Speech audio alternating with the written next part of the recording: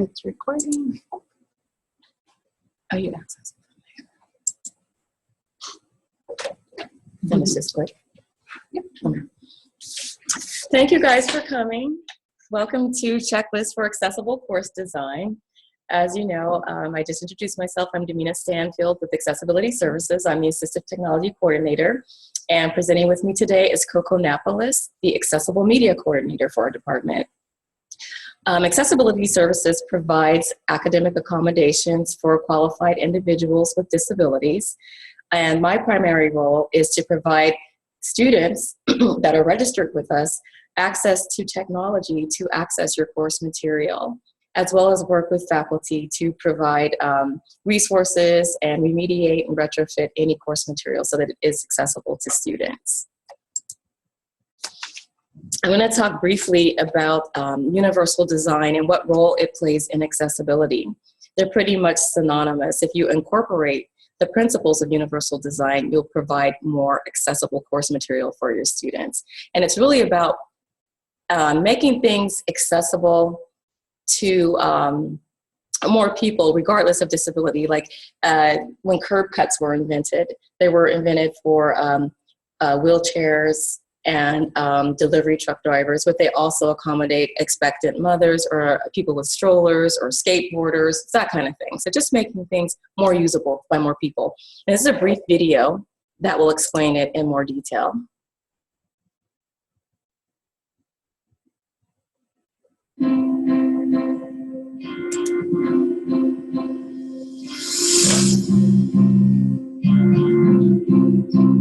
This teacher needs to meet a curriculum goal, and she's got a very diverse group of students. And so does this teacher.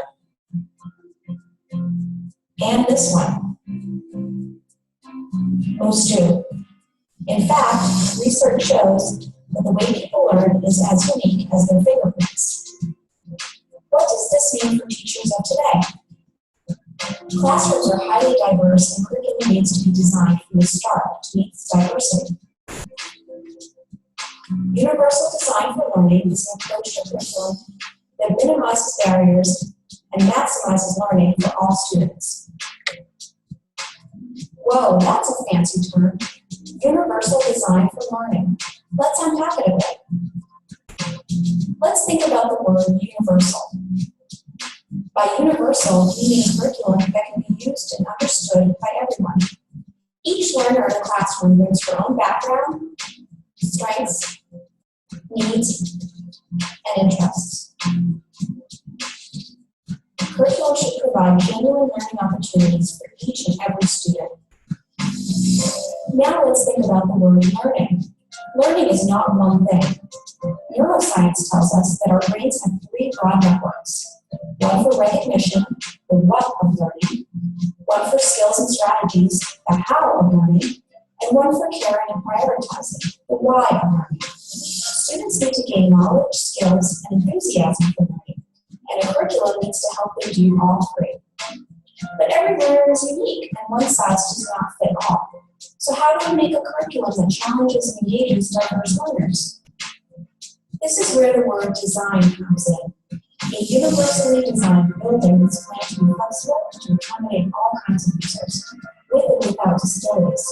It turns out that if you design for those in the margins, your building works better for everyone. Curb cuts and ramps are used by people in wheelchairs, people with strollers, and people on bikes. Captioning on TV serves people who are deaf, people learning English, people in gyms, and spouses who get to sleep at different times. UDL takes this idea and applies it to the design of flexible curriculum. UDL goes beyond access because we need to build in support and challenge. So how do we use the UDL framework to make learning goals, methods, materials, and assessments that work for everyone? First, ask yourself, what is my goal? What do I want my students to know, do, and care about? Then ask, what barriers in the classroom might interfere with my diverse students reaching these goals? To eliminate the barriers, use the 3 UDL principles to create flexible paths to learning so that each student can progress. Number 1, provide multiple means of representation. Present content and information in multiple media and provide varied supports. Use graphics and animation, highlight the critical features, activate background knowledge, and support vocabulary so that students can acquire the knowledge being taught. Number 2, provide multiple means of action and expression. Give students plenty of options for expressing what they know and provide models, feedback, and supports for their different levels of proficiency. Number 3, provide multiple means of engagement. What fires up one student won't fire up another. Give students choices to fuel their interest in autonomy. Help them risk mistakes and learn from them. If they love learning, they will persist through challenges. And remember, always keep in mind your main goal. Get rid of barriers caused by the curriculum and keep the challenge where it belongs. And that's it. Okay, quick recap. Show the information in different ways. Allow your students to approach learning tasks and demonstrate what they know in different ways. And offer options that engage students and keep their interest. Universal design for learning equals learning opportunities for all. For more information on UDL, go to www.cast.org.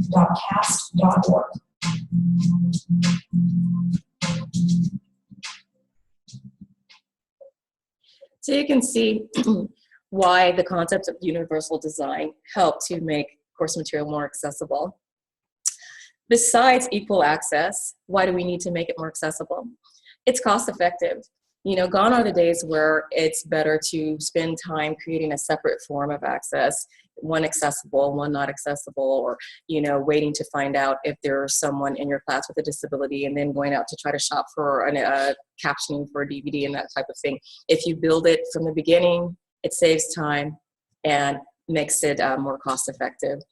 Of course, it's legally mandated. Universal design for learning is a viable approach for compliance with the ADA law of 1990 and Section 504 of the Rehabilitation Act of 1973.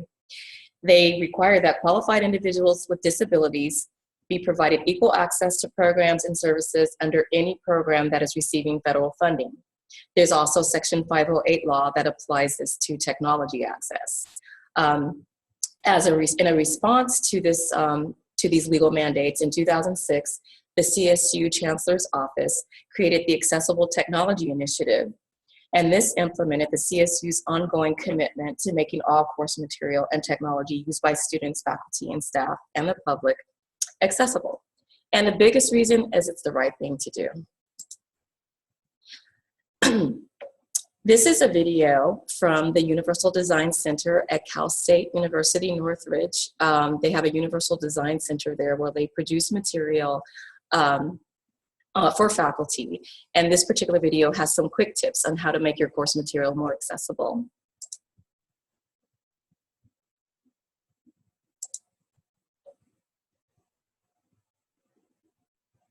It's important for faculty to understand accessibility in universal design principles. Why do you ask? Well, it's not only a legal obligation with the university to make all of its resources available to everyone on an equal basis, but to offer the best education possible to all students, faculty should employ universal design. When you follow universal design principles, it's good for everyone. This includes users with different devices like tablets, phones, small and large computer screens, and different web browsers. It will also help English as second language learners and people with non-physical disabilities.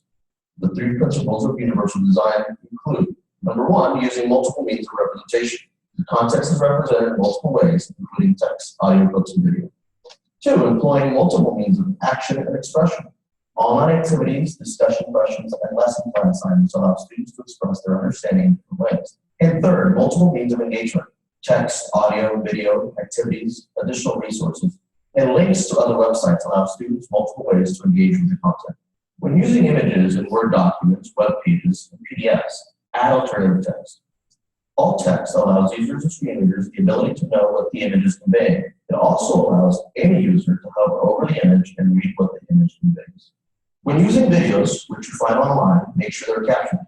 If you're creating your own multimedia, in order to ensure that everyone has access to the video, captions should be provided. Simply using the automatic captioning in YouTube will more than likely create unreadable captions because the information will be inaccurate. But you can go in and edit the captions to ensure they're accurate. When using audio, providing transcripts to accompany those files will allow visual learners to get content in multiple modes, as well as help those students that can't hear the content. When creating Word documents, help yourself and others by using styles, which include headings. For example, heading 1 for your title and heading 2 for subtitles. Not only will this help your students navigate your documents easier, it will also help users with screen readers navigate those documents. When you're ready to convert Word documents into PDFs, those headings will carry over and will start you in the path of creating accessible PDFs.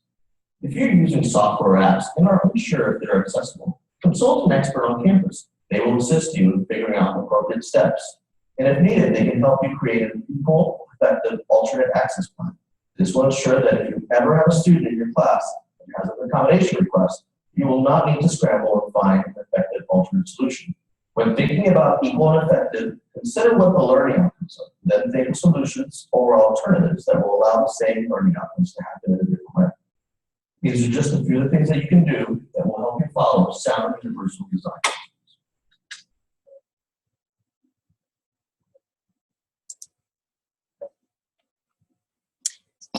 Excuse me, just to recap, the 3 core concepts of universal design for learning are multiple means of engagement, multiple means.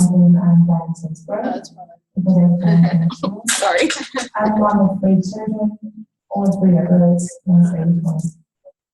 Okay. Oh wait, no, that was just the PowerPoint. There you go. And then there's presentation. Oh, this little guy. Yeah. I need the glasses. Okay, so the 3 core concepts are multiple means of engagement, multiple means of representation, and multiple means of expression. And just to start, a little bit about our process is for all students with a print, visual, or auditory disability, we send out a faculty alert letter an email to each faculty that has a student enrolled every quarter. We try to send it out with as much advance notice as possible, but sometimes students register late. So as soon as we get that information, we send that information to you, and we basically introduce ourselves saying, there's a student enrolled, we can't say who the student is, we do say what the disability is, and what the suggested accommodations are, and we encourage you to reach out to us for help with that. I've listed here the primary types of course material that you need to really make sure are accessible. Starting with the syllabus, any printed material, the first and best suggestion I would give is to always provide that in digital format. Image-based files like PDFs and graphics, websites and software applications, your LMS, collaborative student work, multimedia, textbooks, and course readers. So starting with the syllabus, some questions to ask yourself regarding syllabus accessibility. Is my syllabus posted online in a text-based accessible format? For instance, doc, RTF, or TXT. Did I use an accessible template to create my syllabus? And when I say accessible template, I basically mean a template that incorporates styles, as you heard in the video before. Because if you use true headings instead of capitalizing and bolding, screen readers that students with learning disabilities and students that are blind or low vision might be using, they will hear the headings announced at every section like a bookmark. If you just bold it or capitalize it, they won't hear it. But if you use true styles in Word, it will announce to the screen reader, okay, this is this section, so they know how to navigate their document. Also, make sure to include a statement regarding self-identification and support for students with disabilities in your syllabus. The most common problem that we encounter are image-based Adobe PDF files. A lot of people make quick scans of articles and they don't OCR them. So then when the student goes to use a screen reader to read the document, it'll just say blank page. This happens more often in the library with database articles, and we end up having to convert them for the students. So I wanted to just give you an example of what they would encounter if they got an accessible PDF file. So here's what it looks like. Now I'm going to show you an example of an inaccessible PDF file. I'm going to try to read the PDF file with the JAWS screen reader. JAWS is the most common screen reader used by blind and visually impaired students. What the screen reader does is it attempts to read any text on the screen.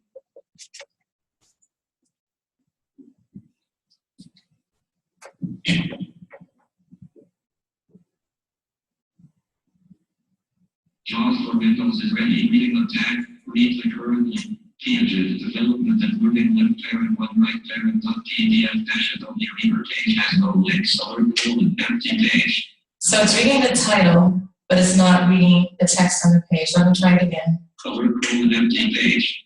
Alert colon empty page. As you can hear, the screen reader is giving the feedback that the page is empty. So that's what your students would get if they got just a scanned image.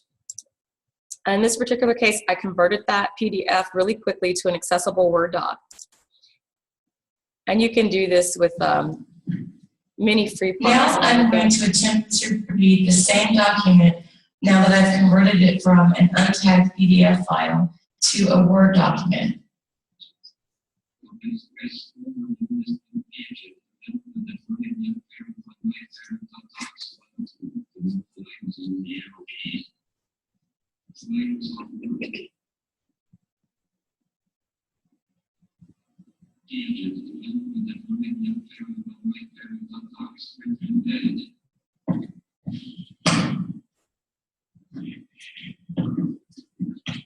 Jane Piaget, land.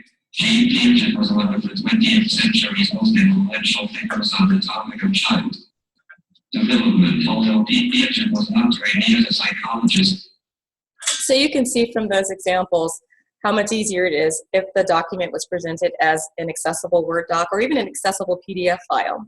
So how would you know if the PDF is accessible? One way to check is with the Adobe Reader, you can select an accessibility quick check. Just click on File, click on Edit, Accessibility Quick Check.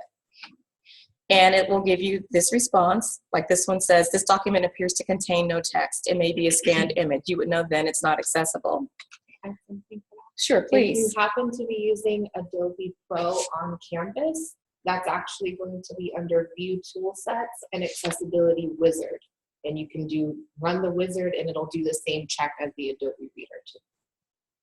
And then that's what you get if it was accessible. There are no accessibility problems. No accessibility problems were detected in this quick check. So it's pretty simple. Some of your options are you could convert to accessible Word doc, and we have software for that. We could provide faculty with that software. We use different ones. They're like pretty much like $50. We have a PDF converter tool. You can convert to accessible PDF file. You could create accessible from the point of origin by basically creating an accessible Word document, or you could submit to us on the service desk to Accessible Technology and we'll create it for you. In Microsoft Office 2010 or later, there's an accessibility checker. So when you create those documents, you can just click File, Info, Check Accessibility.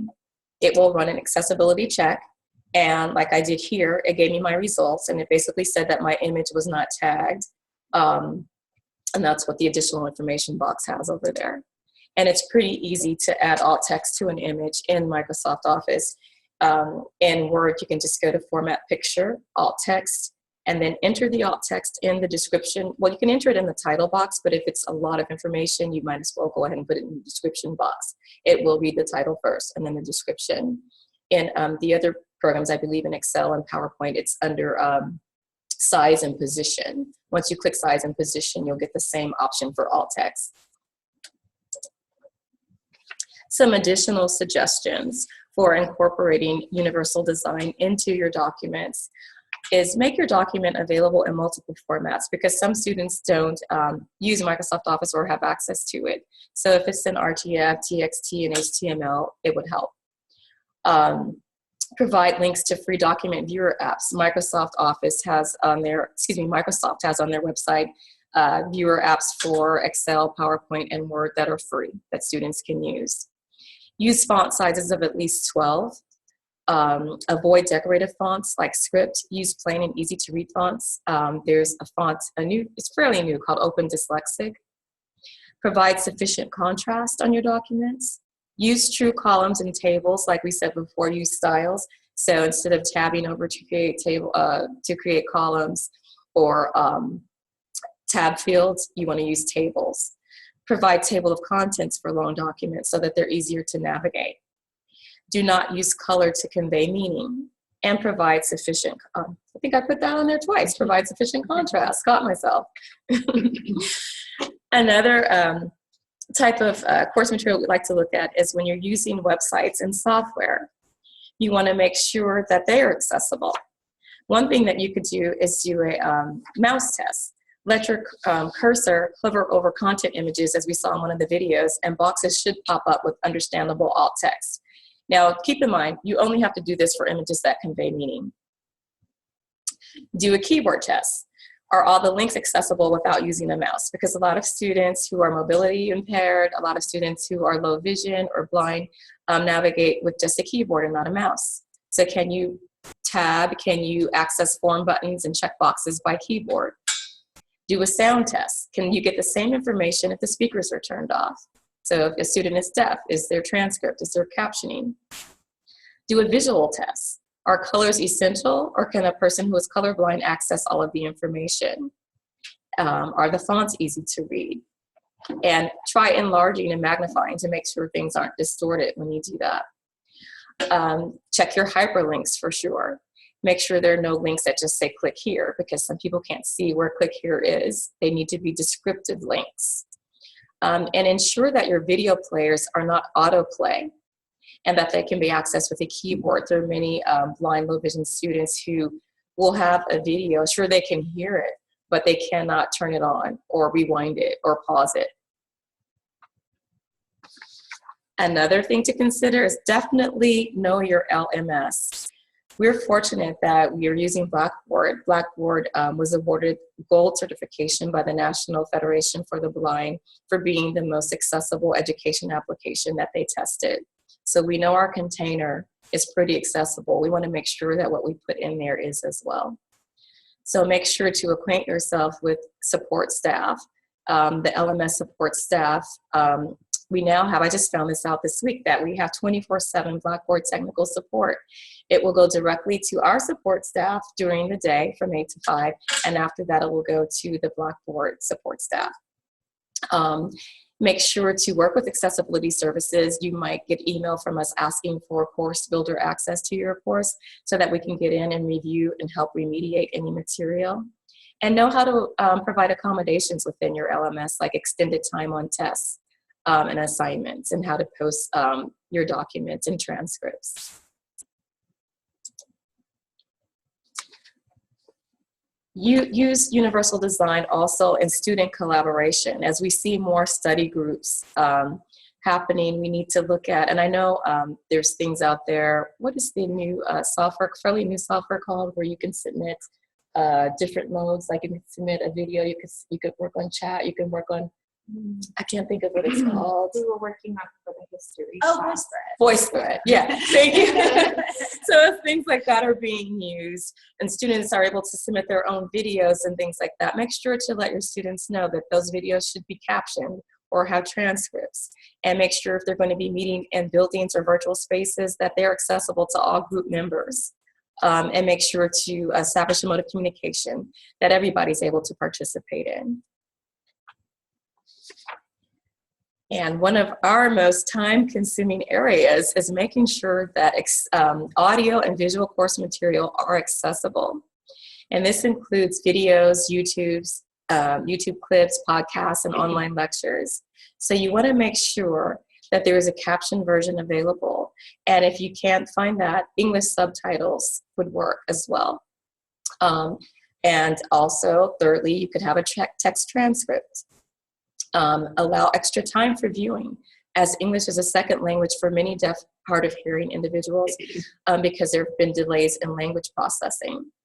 And also remember that you can submit a service desk ticket to Accessible Technology to have the video caption. This is mainly for on-ground courses, and Rebecca will tell you more about the process for online shortly. There is a fairly new video alternative for blind and low vision students called audio description.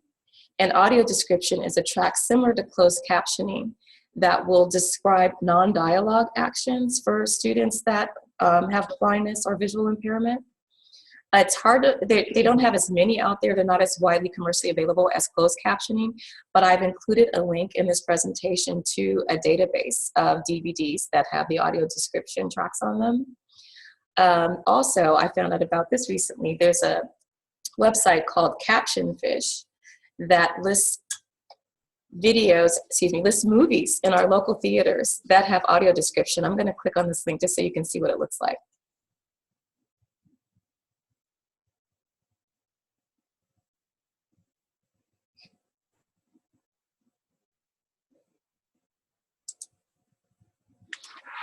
The CV is caption video. So you'll see it shows Century Hayward, which movies have caption video. Let's see. And the ones that say CV and DV also have described video. I thought that was pretty interesting. And what they do is they give out a headset, and one headset just has that track on there. And I thought that was pretty neat that they're doing that now. And you'll notice, just like you see CC on closed caption, you'll see AD on audio described videos. And then for the movie theaters, you'll see DV. Now, Coco Napolis is going to tell you more about incorporating universal design into the textbook and course reader process. So sometimes this isn't really thought of an element of making your class accessible even in the planning stages, and it is something that I would like faculty to be aware of. And it helps not only students that are registered with accessibility services, but it helps students that may have budgetary limits. If they're planning on taking a course, they want to know how much they're going to be paying for textbooks that course, and it might help them determine whether they should take on an additional course load or whether they should reduce it for the upcoming term. So my recommendations are declaring your textbooks as early as possible. The bookstore adoption managers are very, very good about sending out reminders for that textbook adoption deadline. As a rule of thumb, from now on, it's going to be the same day that the schedule goes live on my CSUEB. The bookstore, and this, I'm not paid to make this advertisement, but they do offer incentives to faculty if you turn in your adoptions early. I believe you get free coffee for the term, and it's a pretty sweet deal. Other than being an incentive for faculty, it's also something that's mandated by the provost. They send out yearly memos to academic senate that should be distributed widely to faculty, letting you know of the adoption dates for the upcoming academic year.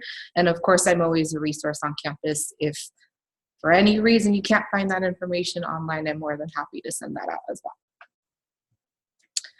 So again, timely textbook adoptions are important, just like UDL, that's legally mandated. And it also gives me the lead time to convert the textbooks into accessible formats for students that have print disabilities.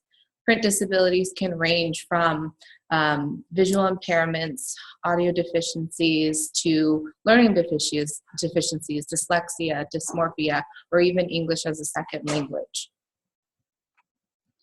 So a little bit about what the textbook adoption timeline in regards to accessible media looks like. This is for the last adoption deadline for winter 2016. Adoption was due and the schedule was live in October, late October of 2015. Students had about 1 week to plan for their enrollment before priority registration opened up. Every student that's registered with accessible media or has that as an accommodation are eligible for that priority registration, so they can try to enroll as early as possible. After that priority registration opens up, my deadline for priority requests is about 2 weeks afterwards. After that 2 weeks, on November 16th is when I actually begin conversions for the next term. So I have about a 6-week turnaround time to try to get as many priority requests done for students by the start of winter term. To kind of put that into perspective, for this winter 2016, we did over 250 textbooks for about 110 students.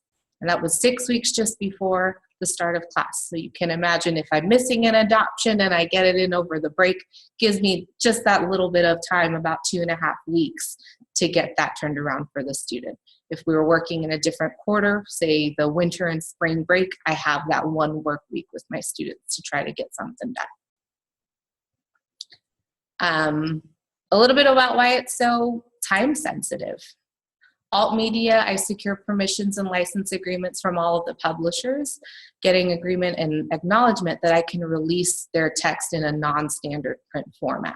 And that can be an accessible PDF, if it needs to be in a Word document, or if it needs to be in some other assistive technology like a text-to-speech program.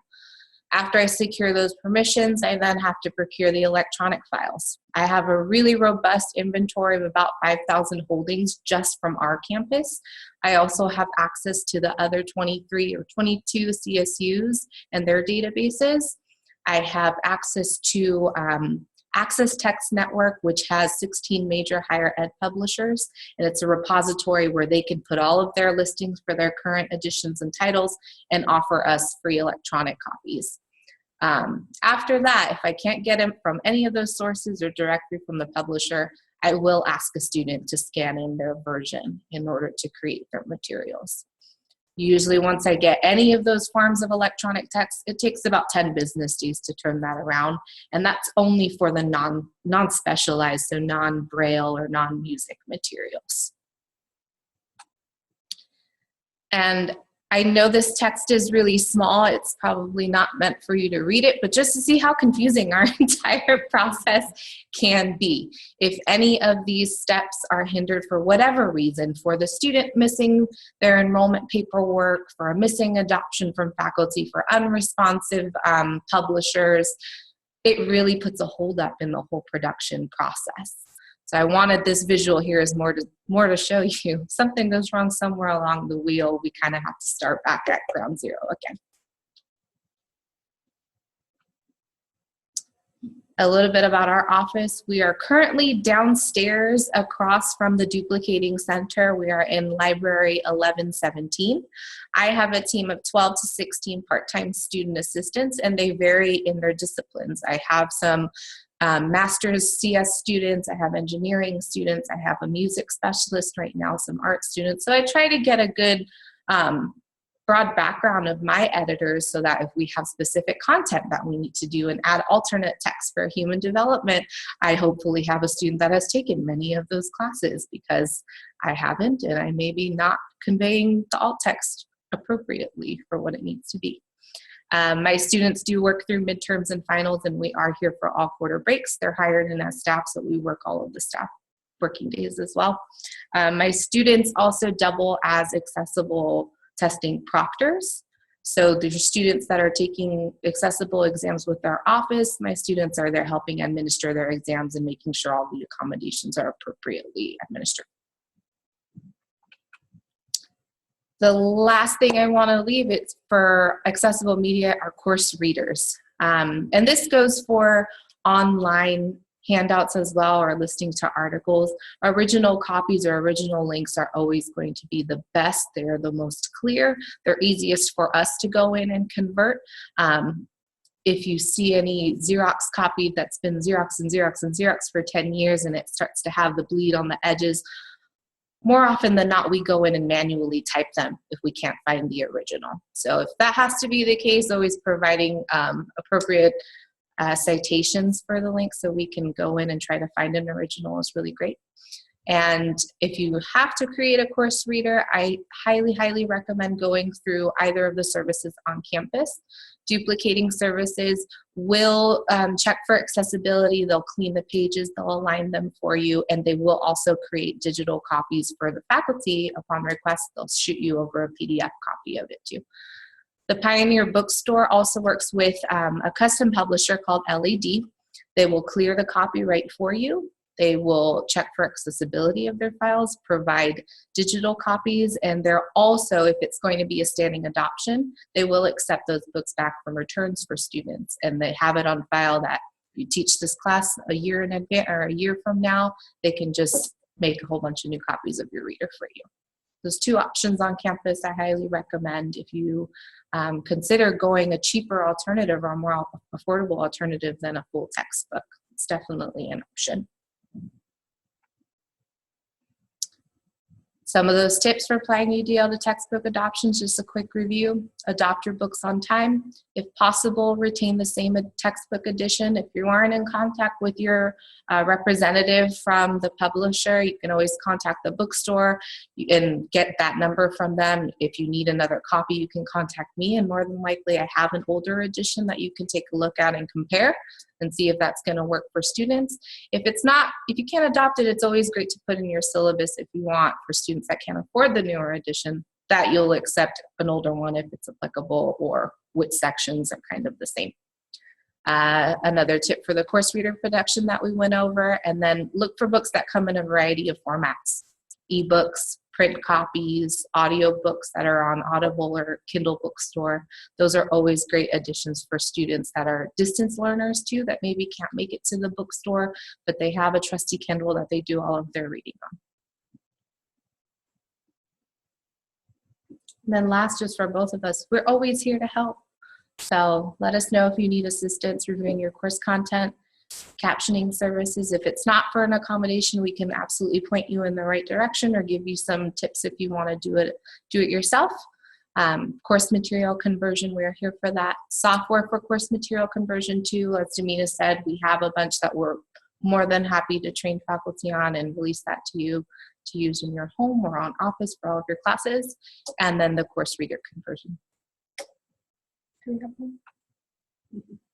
That's it for our presentation. Before we get to Rebecca, do you have any questions for us at the moment? Oh, great. All right. Thanks. Let's see. Let me go ahead and open up my.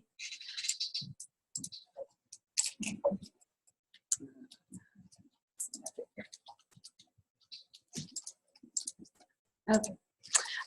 So basically, I'm going to kind of add to what Nina and Coco talked about, but from the online perspective. And a lot of the topics overlap because the same things are important, but just the importance is a little bit heightened for our online environment because everything's online, you know, everything's going to be happening in alternative texts. So like Damina had talked about, you know, we have universal design, we have accessibility, and then online we talk a lot about, is the course usable? What's the usability of the course? Meaning, can anyone navigate it? You know, people don't have to think about how do I interact with the course, they can just automatically engage with it, versus accessibility, which is having those alternative means. So usability, and since I know both of you have worked with us, you probably get, you know, is your stuff in folders, right? Is it organized by week, module, whatever it is, there's some kind of organization, not a document dump. Really like to have videos embedded directly into the course, you know, so that students don't have to like go through an additional step to access their videos. Is it clear where to start? Where do I go next? That type of thing. Versus, like Damina talked about, everything can be read by a screen reader, your videos are captioned, you're using alt text, which also, as Damina pointed out, is great for all students, and especially all students online, because they're going to be interacting with those materials in all these different formats. But certainly with online, videos are huge. A lot of online courses, almost all of them, have some kind of video component, and that's certainly part of what makes the course engaging. So we encourage people to do that, whether it's finding videos from other sources or having your own video lecture, but then that does raise the issue of accessibility, because those are, if they're going to be a major material in the course. So making sure, well, I guess first, you know, captions or transcripts, and Damina covered the difference there pretty well, I think. I think that this is like a good opportunity when we think about accessibility. It also is a way for you to check the quality of your sources. Especially if you're going to bring in videos from other sources, if it's a quality source, they're probably already going to have captions. So Dr. Joe Schmo, who posted his video lecture, maybe it has great content, but the quality of it might not be that great. It might not be that professional, and it almost certainly doesn't have captions. Versus if you find a TED Talk, they're definitely going to have a transcript. And definitely taking advantage of the library. They make sure the materials are accessible. If you find something that's not accessible, they're gonna make it accessible. So that's a great source, using Films on Demand and Canopy as well. So that already serves as a check, like, is this a resource I want to use just in general for all students? And then, you know, if it is, hopefully it's also accessible. If you create your own video, though, of course, it's not going to have captions already, and I'm sure it's going to be very good quality, so you definitely are going to want it in your course. You can actually create your captions yourself through Camtasia or YouTube. The university has Camtasia available for your own recording, and you can add the captions manually, or you can upload a file. So if you, say, created a script for yourself, you can upload it and then try to sync it to it. And then YouTube, you can use that if you want to make something public for people other than your students to view, or use that as a sharing site as well. You just need to create your own YouTube account, and then you can upload the video, and you can create captions directly in YouTube. And as with Demina's, one of their videos, it mentioned, definitely you don't want to rely on the auto-generated captions, because they're almost always comically incorrect. So, I mean, I think I saw one where it was like, there are 2 theories, and it translated it as, there are 40 theories. And I was just thinking, like, the student who's reading that's going to be like, oh my God, there's 40 theories. No, there's 2. That's like a huge difference. So if you aren't comfortable right now with Camtasia or YouTube, certainly come to the online campus. Me or any of my colleagues there, we can show you how to do that yourself, especially if it's something you're interested in, you think you're going to be making a lot of videos, a lot of video lectures, and you want to make sure they're captioned, and just do it, you know, do it as you're making it. You know, we're happy to show you how to do that. But you can also request to have your videos captioned. So it is a really large priority for the online campus to make sure all online courses are accessible. And so outside of an accommodation like what Nina and Coco are dealing with, where it's like, okay, you got a student and they need it right now, we want to make sure that everything online is already accessible to start. So if you're making your lectures now and you just don't feel comfortable using the technology, or maybe you have a suite of lectures you've already made that aren't captioned, you know, let us know, and we can definitely help you with that. Basically, the process, if it's a short video or like a simple video, like a welcome video, we have student assistants who can just caption that if you give us the MP4, whatever your file format is.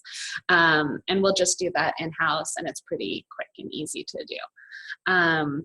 If it's something, though, that's more technical, or just like an hour-long lecture, they don't really have the capacity to do that, and then we'd want to send it out. But we'll basically issue the service desk ticket for you. It goes out to a professional service, then we receive the files, and we'll merge the transcripts and put it into your Blackboard course. But similarly, it just takes some turnaround time, because we have to send it out and then additionally take that extra step of doing it in our department. So usually allow 3 to 4 weeks. And if you're designing ahead of time, you know, that's probably not going to be so much of an issue. It's more thinking like, oh gosh, the quarter's starting. If you know you want to have that ready for the quarter, allow plenty of time. And I think that's pretty much it. So let's see, any questions? No? Great. All right, I mean, the bottom line is, I think from all of our standard, you know, perspectives, is that it's really important to make sure your resources are accessible, and to think about it as you're developing your course rather than an afterthought, because it's so much easier to do it as you go along. And then especially with online, once you've done it once, you just copy it and it's done, you know? And then if you want to add a new resource, it's not a big deal. It's just 1 versus 20. So we're all here to like support you, though, in that you shouldn't feel like you're on your own. Thanks. You know, the service desk ticket system seems to have changed again. So then, like, where would we go on there, I guess? Because you're saying it's a regular face-to-face class, is the request going to a different place than if it's an online and hybrid class? Basically, yeah. I think if it's an accommodation or a face-to-face, it's going to go to assistive technology. If it's an online course, it will go to online campus. You can show. Yeah, sure. Yeah. Because the last time I submitted a few cuts and like things have changed again. Oops. Like And even if it ends up at the wrong place, we'll make sure to get it. You know what I mean? yeah. So on your staff and your service desk, looks a little bit fancier now, but it's going to be under enter a ticket or submit a question, or if you want to, yeah. So let's do enter a ticket, and that way you can search. Once you actually get into the sign-in, it's the same as it's been since, I think, summer was the last time they did that upgrade. Right.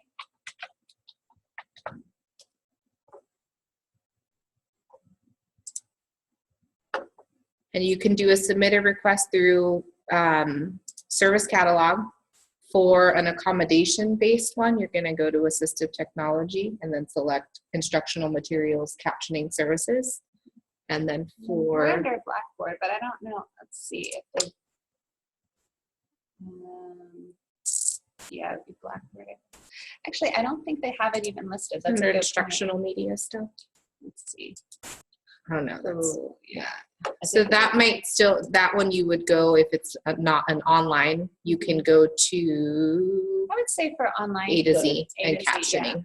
yeah. And even then, you know, you can contact anyone in our department. It's usually easier because then we can kind of assess if it's something that we can do in-house, and then we'll submit the service desk ticket for you if it's something that we can't do. Okay. But basically, it's assistive technology. For pretty much almost everything, it's them. Right. So even if Yeah. it went to us and it was supposed to be for online, we'll get it to them. Yeah, we all know each other. Yeah.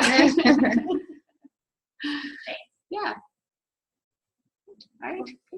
Thank you guys All right. so Well, much thank for you. coming and all the work that you do to collaborate with us. Yeah, I really appreciate it. I wonder if